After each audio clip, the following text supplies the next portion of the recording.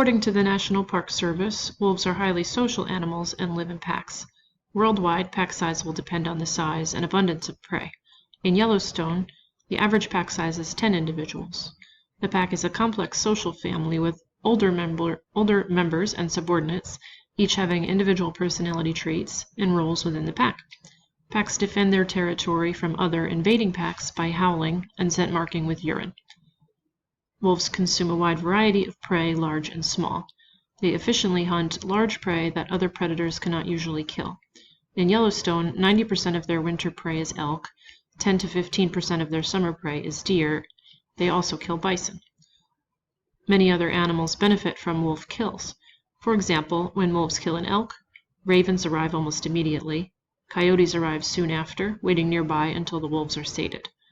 Bears will attempt to chase the wolves away and are usually successful.